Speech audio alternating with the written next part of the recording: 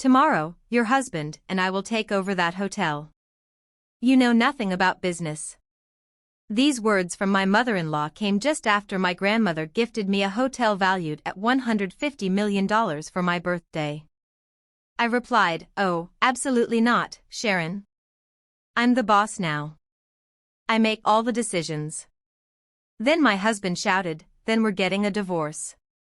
My mother-in-law threw me out of the house, but they didn't know that my grandmother was about to reveal a second surprise gift that would leave them speechless in an instant. That night, the atmosphere at the restaurant, the Elysian Garden, was crisp and luxurious. The soft melody of a classical piano served as a backdrop to the clinking of spoons and forks against expensive china. Chloe sat impeccably dressed in an elegant custom-tailored suit. Today was her 27th birthday. Across from her sat her husband, Michael, handsome in his designer suit, though his gaze drifted more frequently to the phone resting beside his plate. Next to Michael was his mother, Sharon. The woman wore a large pearl necklace and a shiny gold bracelet that flashed every time she moved her hand for the lobster on her plate. Beside Chloe was her grandmother, Eleanor, the source of calm and strength in her life. Though dressed in understated classic elegance, she emanated an aura of authority that commanded respect from everyone in the room. This celebration had been Eleanor's idea. The dinner itself was awkward. Sharon had never truly liked Chloe. In her eyes, Chloe, who had chosen to be a stay-at-home wife after getting married, was a woman without ambition. She thought Chloe had simply been lucky to marry her son, Michael, who was successful at an import-export firm. The truth Michael and his mother often forgot was that Eleanor had provided the seed capital for that very firm. "Chloe, for someone who's home all day, you keep yourself in good shape, don't you?" Sharon said between bites. It sounded like a compliment, but the tone was clearly a dig. Michael let out a small laugh. "Mom, please." Chloe forced a smile, swallowing the bitterness. "Thank you, Sharon. I guess I move around the house a lot," she replied politely. Eleanor simply observed, her sharp eyes registering every interaction. After dessert, Eleanor cleared her throat softly. The piano melody seemed to pause for a moment as if to yield to her. "Today, we have all gathered to celebrate my granddaughter Chloe's birthday," Eleanor said. Her voice was quiet, but filled the room. 27 is a special age, an age where a mature woman knows what she wants and is ready to take on great responsibilities. Sharon rolled her eyes subtly. "Bored." Michael smiled, thinking another envelope of cash or a new watch would be coming his wife's way. Then Eleanor took something out of her purse. It wasn't a jewelry box or car keys, but a deep mahogany leather portfolio. She handed it to Chloe across the table. Chloe's hands trembled slightly as she took it. She looked at her grandmother, confused. "Open it," Eleanor said gently. Chloe opened the portfolio. Inside were legal documents, deeds, and numerous papers. Stamped on the first page was the name. The Eleanor Grand Hotel. "Grandma, what is this?" Chloe whispered. Her heart began to pound. "Your birthday present, my girl," Eleanor said. "It's the new hotel downtown. All in your name. In monetary terms, it's worth about $150 million. Silence fell. The sound of a spoon dropped by a waiter across the room sounded as loud as a gong. Chloe was frozen. Her eyes widened as she looked at the documents in her hands and then at her grandmother's face. Tears began to well up. This wasn't just a gift. This was insane. She turned to Michael. Her husband's reaction was something Chloe would remember for the rest of her life. Michael's face went from pale to red, his jaw tightening. The phone he was holding tightly fell from his hand into his lap. But his eyes were not on Chloe. They were looking directly at his mother. Sharon's face was even more terrible. The forced smile from before had vanished, replaced by an expression of shock she couldn't hide. Her mouth was slightly open. The glint in her eyes was not of happiness for her daughter-in-law. It was a flash of pure greed, surprise, and anger, as if this gift were a personal insult to her. "Congratulations, Chloe," Sharon whispered hoarsely. She was the first to break the silence. "Your grandmother is very generous." The word generous was spoken with a strange emphasis. Michael quickly picked up his phone and laughed. A forced, unnatural laugh. $150 million. Huh? Grandma, are you serious? This is incredible, honey. Michael took Chloe's hand, but his grip was cold and too tight, as if he wasn't holding his wife's hand, but a piece of property. Chloe was too overwhelmed to react. She could only look at Eleanor. "Grandma, this is too much. I can't accept it." Eleanor placed her hand over Chloe's, which was resting on the portfolio. "You can and you will. It's time. You have what you deserve. I trust you." The rest of the dinner passed in a strange haze. Sharon and Michael suddenly became very quiet. They barely spoke, but Chloe could see them exchanging constant glances and tense whispers whenever she pretended to look away. The celebratory atmosphere had vanished, replaced by a dense tension. As they prepared to leave, Chloe hugged her grandmother tightly. She felt safe in her arms, but at the same time, she felt an inexplicable fear. Eleanor hugged her back and whispered something very low in Chloe's ear so only she could hear. "Be careful, my girl. This gift is a test." Those words sent a shiver down Chloe's spine. A test. Grandma knew what was coming. The drive home felt very long. Not a word was spoken in the luxury car Michael was driving. The radio was off. The only sounds were the engine and the air conditioner. Chloe, sitting in the passenger seat, clutched the mahogany portfolio to her chest like a shield. She could feel the anger radiating from her husband. Michael gripped the steering wheel so tightly his knuckles were white. He didn't look at her. In the back seat, Sharon also remained silent, but Chloe could see in the rearview mirror that the woman was staring straight ahead. Her lips were pressed into a thin, cruel line. The tension in the car was so thick, Chloe found it hard to breathe. She tried to open her mouth. "Michael, about the hotel." Michael cut her off abruptly. His voice was flat and cold. "Well, talk at home." Chloe fell silent instantly. This was not the Michael she knew. Or maybe this was the real Michael. They lived in a large house in an exclusive gated community. The house was beautiful, but Chloe had never felt it was hers. Every piece of furniture had been chosen by Sharon. Every rule had been set by Sharon, even Chloe's daily schedule seemed to need her mother-in-law's tacit approval. Michael parked the car in the garage, and when the engine shut off, an eerie silence returned. Inside, Michael said his tone was like that of a superior giving an order. The three of them entered the house. The living room lights were on. Sharon did not retire to her guest suite as she usually did.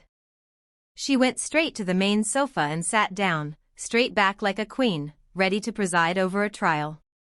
She dropped her expensive purse on the table with a thud. Michael stood beside his mother, arms crossed, looking at Chloe. Chloe remained in the middle of the room, still clutching the portfolio.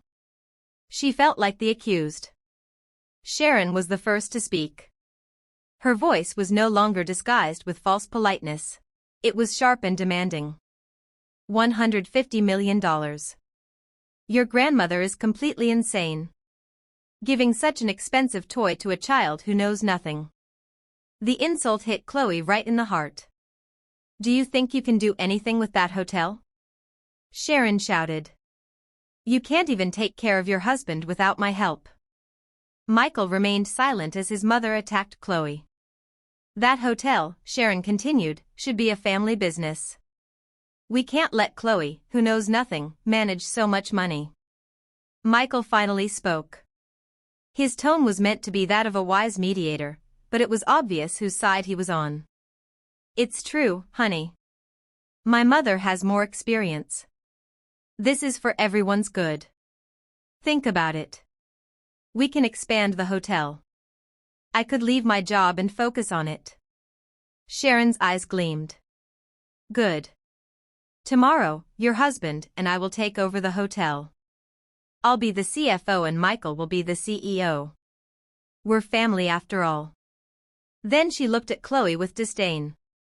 You know nothing about business. It's more suitable for you to stay home and receive your monthly allowance. As she listened to all this, Chloe felt a cold anger growing inside her. It wasn't about the hotel anymore. It was about her dignity, which had been trampled on for years. She remembered her grandmother's whisper. This gift is a test. Chloe took a deep breath. She placed the portfolio on the table in front of Sharon, but didn't let go of it. She looked her mother-in-law in the eye, then shifted her gaze to her husband. Oh, absolutely not, Sharon, Chloe said. Her voice was low, but firm, clear, and unwavering. The room fell into a sudden silence. Sharon and Michael looked stunned. They didn't expect Chloe to fight back. What did you say? Sharon asked, her voice rising an octave. I said no. Chloe repeated this time louder. That hotel is a gift to me. It's in my name, and my grandmother Eleanor gave it to me. She hugged the portfolio again. I'm the boss now. I make all the decisions. She didn't know where this courage came from, but it felt incredibly liberating. Michael's face turned red with rage. He hadn't expected his docile wife to talk back to him. How dare you speak to my mother like that, Chloe, he shouted. The money has gone to your head. I'm just defending what's mine, Chloe said calmly. It's my hotel. Michael's anger erupted. The mask of the good, patient husband shattered. Oh, you think you're so important now? The hotel owner. He stepped forward and pointed a finger in Chloe's face. Listen to me carefully. If you're going to act like this, if you refuse to be controlled by us, then we're getting a divorce. The threat hung in the air. Michael was sure Chloe would be scared. He was sure she wouldn't dare lose her status as his wife. You want to be a divorce, eh? He continued in a mocking tone. Who do you think will want a divorced woman like you? The word divorce shocked Chloe. Her heart ached, but she didn't cry. On the contrary, she could see her husband more clearly. This was her value in Michael's eyes. Sharon, seeing Chloe stand still, felt a surge of triumph. She stood up too and attacked with more fury. Insolent, ungrateful, shameless woman. You're nothing but a parasite in this family. The woman glared at her and pointed directly at the front door. Get out of this house tonight. Get out with your hotel and never come back. The atmosphere settled. As soon as Sharon's last shout ended, Chloe found herself alone, threatened with divorce by her husband and thrown out of her home by her mother-in-law. All on her birthday night, Sharon's shout echoed in the suddenly silent living room. Out! Chloe's ears were ringing. She stood there stunned, looking at the two people who until now had been the closest in her life. The man threatening to make her a divorce and the woman kicking her out of her home. Chloe felt something cold and hard form in her heart, replacing the sharp pain from before. She didn't even cry. She just looked at Michael and then at Sharon. And for the first time, she saw them as they really were. They were two greedy people who had just seen their source of money. Michael was humiliated by a much larger source of money, Eleanor. And now they saw Chloe as a threat that had to be eliminated. The threat of divorce and eviction were their weapons to regain control. Chloe was about to open her mouth, not knowing what she was going to say. Maybe she would agree to leave. Maybe she would confront them. She didn't know. But before she could utter a single word, the sound of a key turning in the front door lock broke the tension. The sound was low, but in that tense silence, it sounded like the crack of a gunshot. Click. The heavy front door swung open. Michael and Sharon were startled. They expected Chloe to be leaving through that door, not someone coming in. Eleanor stood on the threshold. Behind her were two burly men in black suits. Their faces were expressionless. Eleanor didn't look angry. She looked calm. And that calmness felt much more terrifying than anyone's anger in that room. She walked in. Her flats made no noise on the marble floor. "Grandma." Chloe's voice trembled. It was the first thing she had said since the threats were hurled. Sharon, who had been surprised that the door could be opened by someone else, quickly recovered, replacing her surprise with a new wave of anger. This was her stage, and Eleanor was interrupting. "Stay out of this, ma'am," Sharon yelled, feeling her authority as the lady of the house being threatened. "I'm disciplining this shameless daughter-in-law. She dares to talk back to her husband and mother-in-law." Sharon moved towards Chloe, trying to grab her daughter-in-law's arm. "And I'm kicking her out of my son's house." Eleanor raised a hand. It was a small gesture, just her palm extended, but it was enough to make Sharon stop in her tracks. "Disciplining," Eleanor repeated. Her voice was low, but cutting. "Kicking her out." Eleanor let out a small laugh, a dry, humorless laugh. "Sharon, you can't kick the owner out of her own house." That statement hung in the air. Sharon frowned, confused. "What are you talking about, you senile old woman? Of course, this house belongs to my son. Michael bought it." Michael, who had been silent all this time, started to sweat. He looked at his mother, at Eleanor, and at Chloe. He knew exactly what Eleanor was about to say. His face was pale. "Grandma, please," Michael whispered. But Eleanor paid him no attention. Her eyes were fixed on Sharon. "Your son Michael's house." Eleanor said Michael's name and the man flinched. "Have you never been honest with your mother? Or have you been living a lie for so long that you've forgotten what the truth is?" Eleanor walked slowly around the luxurious sofa Sharon had chosen. This mansion, this luxurious 3-story house in this exclusive community. "Sharon, did you ever ask Michael how he managed to put together a $3 million down payment when he had only been working for 2 years?" Sharon was silent. Her eyes were fixed on Michael, demanding an answer. Michael couldn't look at his mother. It was a bonus from the company," he said weakly. "A bonus from the company." Eleanor laughed again. "The company where Michael worked, that successful import-export firm." "Sharon, do you know who the real owner of that company is?" Eleanor stopped in front of Chloe and gave her trembling granddaughter a gentle pat on the shoulder. "That company, the luxury car Michael drives every day. And yes, even this house, it was all a wedding gift for Chloe long before the hotel. Everything is in Chloe's name." The truth hit Sharon like a freight train. She staggered backward, clutching her chest. "No, it can't be. It's a lie. Tell me she's lying, Michael." She shrieked hysterically. But Michael could only hang his head. His fists were clenched. He couldn't deny it. His entire life of luxury, his pride as a successful man turned out to be borrowed from his wife's grandmother. He had only been allowed to manage the assets of the wife he had now threatened to divorce. Ella Laner looked at Michael coldly. "And you, Michael, you just threatened my granddaughter with divorce and insulted her by calling her a divorce." Eleanor gestured to one of the men behind her. The man who turned out to be the lawyer, Mr. Harrison, stepped forward and opened a folder he was carrying. "What did you think?" Eleanor continued. "That after you threatened her and your mother kicked her out, you could just keep the hotel." Mr. Harrison cleared his throat. "Mr. Miller, Mrs. Miller, I am Mr. Harrison, the legal representative of Chloe's grandmother, Mrs. Eleanor Vance." Ella Laner's full name was mentioned to emphasize who the true owner of all this wealth was.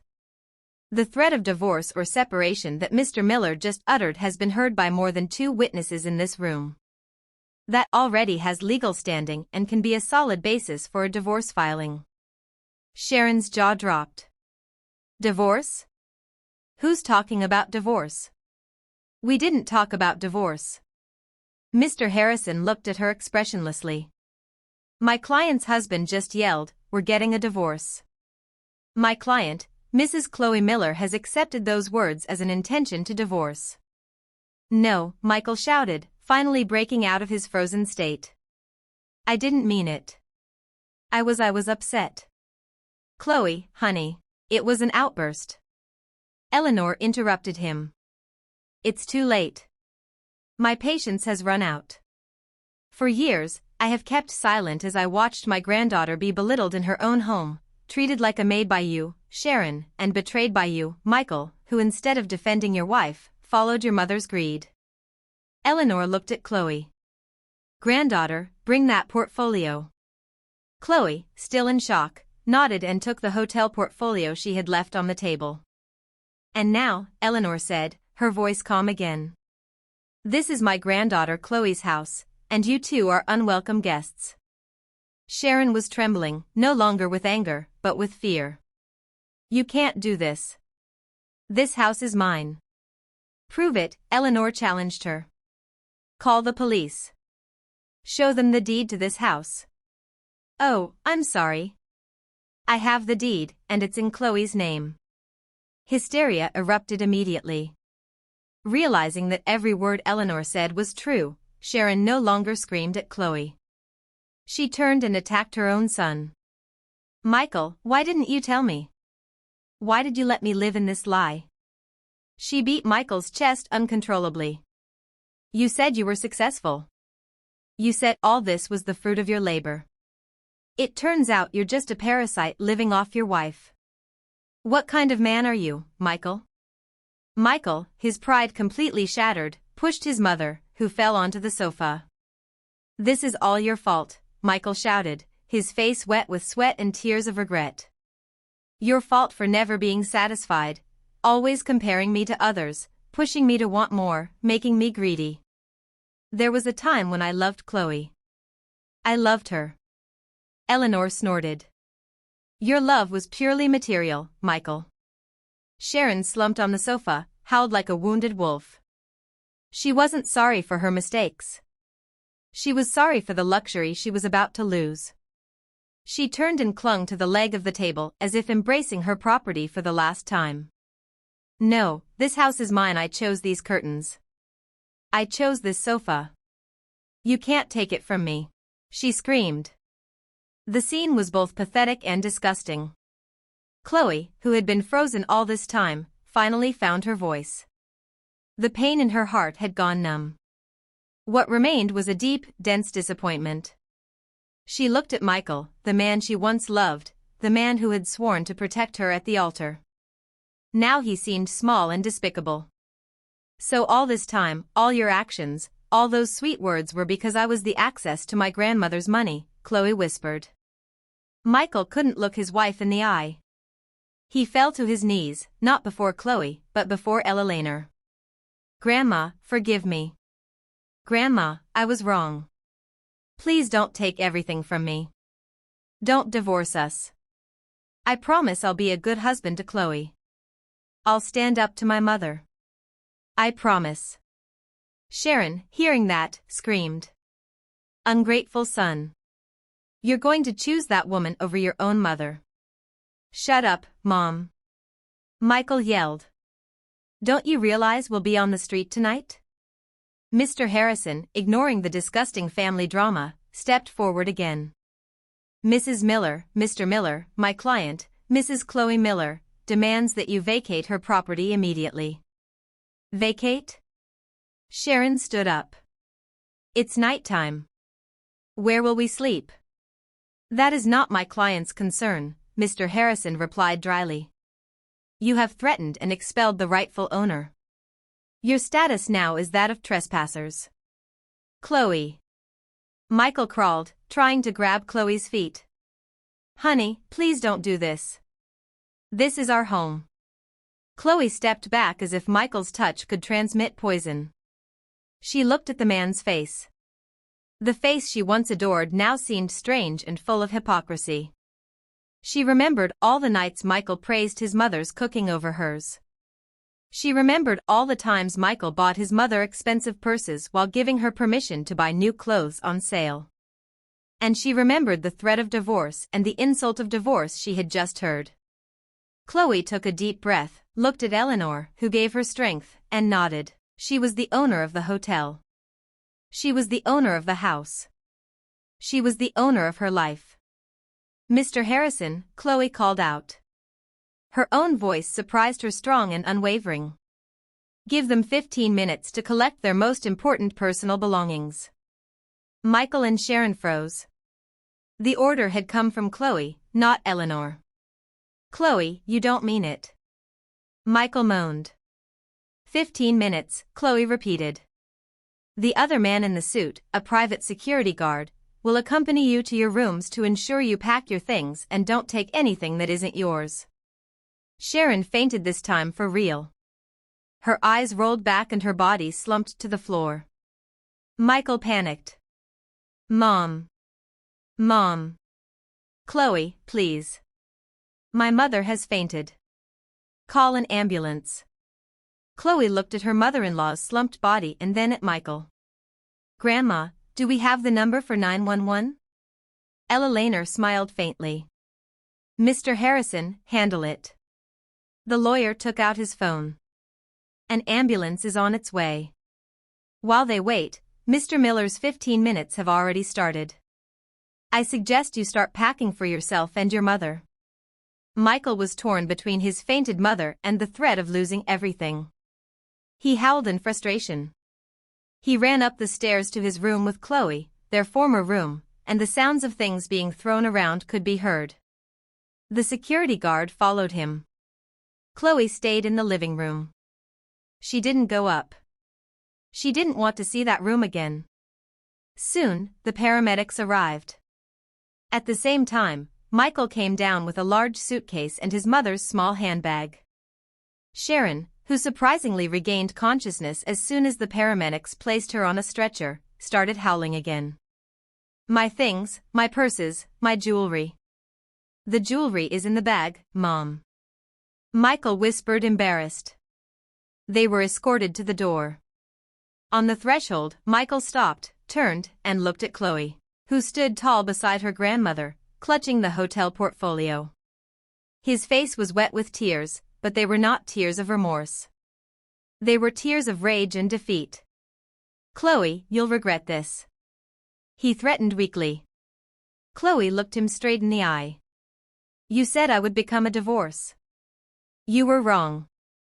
Her voice was cold and sharp. "I will become a rich and free woman. And you, who threatened divorce in front of witnesses, will be left on the street." Chloe nodded to the security guard. The door closed. The sound of the ambulance siren and Sharon's screams slowly faded away. Chloe leaned against the door, feeling her legs suddenly turn to jelly. She looked at Eleanor and finally tears of relief and catharsis flowed. The morning came with a strange stillness. For the first time in 3 years of marriage, Chloe woke up alone in her bedroom. There was no gentle snoring from Michael beside her. There were no knocks from Sharon on the door, ordering her to prepare breakfast quickly. What remained was the cold sheet on the other side of the bed and a ray of morning sun piercing through the thick curtains, illuminating the dust floating in the air. The silence was deafening. The large house, which previously felt suffocating and oppressive, now seemed empty and too large. Chloe sat on the edge of the bed, hugging her knees. She felt relieved, of course, as if a weight had been lifted from her chest. But beneath that relief was a new fear. She was free. But what was she going to do with this freedom? She now owned a huge house in a hotel valued hundreds of millions. She was the same Chloe that Sharon had accused of knowing nothing about business. She showered and dressed. When she went down to the dining room, she was greeted by the smell of freshly brewed coffee and toast. Eleanor was already sitting at the table reading the morning paper as if nothing had happened the night before. "Good morning, granddaughter," Ella Laner said, folding the newspaper. "Did you sleep well?" Chloe smiled faintly and sat down. The housekeeper, who had worked in the house long before Chloe got married, placed a plate with a light breakfast in front of her. She looked at her with a knowing smile. She clearly knew what had happened the night before. "Grandma, I'm scared," Chloe said frankly. Her voice was a whisper. I don't know where to start. The hotel, the business, I really don't know anything. Just like Sharon said, Eleanor put down her coffee cup and took her granddaughter's hand. Do you think I would have given a $150 million toy to someone who knows nothing? Eleanor smiled mysteriously. Chloe, do you remember 3 years ago when I asked you to organize the accounting books for the charitable foundation and you said they were too complicated? I remember, Grandma. Chloe said, the reports were a mess and you left them impeccable. Eleanor continued. And do you remember last year when I asked you to analyze the investment proposals from 3 startups and you said you didn't understand? I just chose the one with the clearest product that made the most sense, Chloe said. And that company is now worth triple. Eleanor said.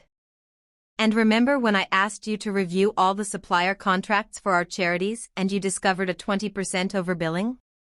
Chloe fell silent. She was beginning to understand everything. I've been training you. Eleanor interrupted her. I knew the true nature of Michael and his mother for a long time. I knew this day would come. I couldn't give you a fortune without also giving you the weapons to protect it. It's not that you know nothing, Chloe. It's that you haven't yet realized how much you know. You have a sharp business instinct. You are meticulous and you are honest. That's more than enough. Eleanor's words were like pouring gasoline on a small flame inside Chloe. The fear didn't disappear, but now it was accompanied by determination. Mr. Harrison will be here soon. Eleanor said. We're going to the Eleanor Grand. It's time for the owner to greet her employees. An hour later, a black luxury sedan pulled up in front of the lobby of the Eleanor Grand Hotel. The building was imposing. The glass gleamed, reflecting the morning sunday. It was the first time Chloe had seen it up close. Her heart pounded. When she walked in, flanked by Eleanor and Mr. Harrison, all the lobby staff bowed respectfully. They had been informed that the new owner was arriving. Chloe, in a simple but elegant outfit, walked through the magnificent lobby with her head held high. They went straight to the main boardroom on the penthouse floor. All the department heads were already waiting. A dozen impeccably dressed men and women stood in unison as Chloe entered. Chloe sat in the main chair at the head of the table with Eleanor on one side and Mr. Harrison on the other. The tension was palpable. Chloe could feel their stares. They held curiosity, skepticism, and a slight disdain. A young, meek-looking woman had suddenly become their boss. Mr. Harrison began, "Good morning, everyone. I present to you Miss Chloe Miller. She is the new owner and CEO of the Eleanor Grand Hotel." A middle-aged man, the one who looked most senior with a general manager name badge on his suit, cleared his throat. "Welcome, ma'am. I am Mr. Wallace, the general manager. All of us here are ready to help you adjust." The word adjust was spoken with a tone that implied Chloe was an outsider. Chloe smiled. "Thank you, Mr. Wallace. I appreciate the gesture." Then she looked at each of the managers in the room. "I won't beat around the bush. I know I'm new here, but this hotel is mine, and I intend to know everything that happens in it." Her gaze fell on a man sitting next to Mr. Wallace, who was holding a tablet. "Mr. Peterson, you're the finance manager, correct?" The man named Peterson was a bit surprised that Chloe knew his name. "Yes, ma'am. I reviewed a brief financial report last night," Chloe said, surprising everyone in the room. "I noticed a rather large new expense item in the last 2 weeks related to a company called Future Forward Consulting. Could you explain what this consultancy is for and why a year's worth of fees was paid up front?" Mr. Peterson instantly broke into a cold sweat. He didn't expect the new owner to notice that detail so quickly. Mr. Wallace shot him a sharp look. "It's a consultancy for operational efficiency, ma'am." Mr. Peterson stammered. "Operational efficiency, but another report shows that our operating costs increased by 5% last week," Chloe countered. Her eyes, once soft, now seemed sharp. "And as for Future Forward Consulting, I asked Mr. Harrison to check on it this morning. The company was registered only 2 weeks ago. The room went silent. Mr. Peterson's face turned white. He knew he was caught. Mr. Peterson. Chloe's voice was now soft but full of pressure. I'm not here to make enemies. I'm here to protect my assets. I'll ask you one more time. Who authorized this payment? Mr. Peterson swallowed hard, looked at Mr. Harrison, looked at Eleanor, who was watching him without blinking. He knew if he lied, his career would be over. Finally, he broke. I'm sorry, ma'am, he whispered in a trembling voice. The order. The order came from Mr. Miller. The whole room held its breath. Mr. Miller, Chloe repeated, feigning confusion on purpose. What authority does my husband have in this hotel? He said he represented the owning family, Mr. Peterson continued. Now resigned. He said it was to secure well a portion of the assets before you took full control. He brought the contract and pressured me to process the payment. That same day, he ordered me to create the fake consulting contract. This confession was like a bomb. Chloe felt a chill of cold victory. This was her first step. She looked at all the managers. As of today, she said firmly, I am announcing a full external audit of all departments. And Mr. Peterson, thank you for your honesty. Please give Mr. Harrison all the documents related to future forward consulting and all correspondence with Mr. Miller. While Chloe was taking her first steps as the queen of the hotel, Michael and Sharon were experiencing their first fall. The ambulance that had taken Sharon the night before after an ER checkup determined she was perfectly fine, deemed it a false call, and billed them the full cost. They didn't have that much cash. With what was left in Michael's wallet, they ended up renting a small seedy motel room on the outskirts of the city that smelled of stale cigarette smoke and mothballs. The ceiling fan spun slowly, making a deafening screech. Sharon sat on the edge of the bed, still in the luxurious party dress from the night before, now dirty and wrinkled. Her eyes were swollen from crying, but the tears had dried up, replaced by a simmering anger. On the street? We're on the street, she whispered hoarsely. This is all your fault, Michael. Your fault for being so stupid? Why didn't you tell me everything belonged to Chloe? Michael paced the small room like a caged lion. His face was red. He had just tried to access his salary account from the company where he worked. The account was frozen. He tried to use his corporate credit card. Declined. Ella Laner had blocked all his access. He truly had nothing. Shut up, Mom. Michael yelled in frustration. You think I knew this would happen? I thought I had her under control. I thought if I threatened her with divorce, she'd get scared. Turns out that old woman has brainwashed her. And now what? Sharon moaned. What are we going to eat? Where are we going to live? My jewelry, my purses, everything is left in that house. Michael stopped pacing, his gaze fixed on the old laptop he had thrown on the bed, the only valuable electronic device he had brought besides his phone. A crazy evil idea began to form in his mind. He still had one weapon left. Something very personal. You're right, Mom, Michael said. His eyes gleamed with cunning. We can't just give up. She's insulted us. She's humiliated us. It's time to bring her to her knees. Sharon looked at her son. What are you planning? Chloe can keep the hotel, Michael whispered. But I have her past. He opened the laptop, an old hidden folder. He still had old files, photos, and videos from their honeymoon. Moments when Chloe wasn't as poised as she was now. There were photos of her on the beach in tank tops and shorts. Videos of them laughing in the hotel room with her hair down.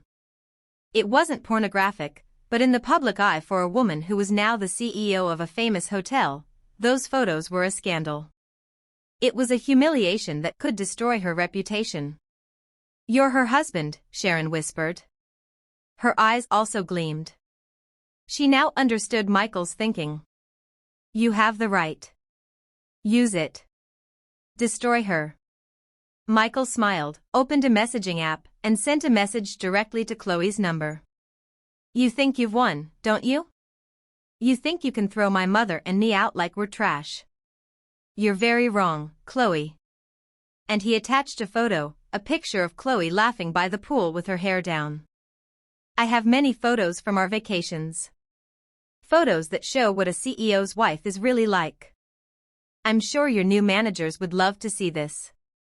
Transfer 50% of the hotel's value to my new account in 24 hours or everyone will see what a hypocrite you are.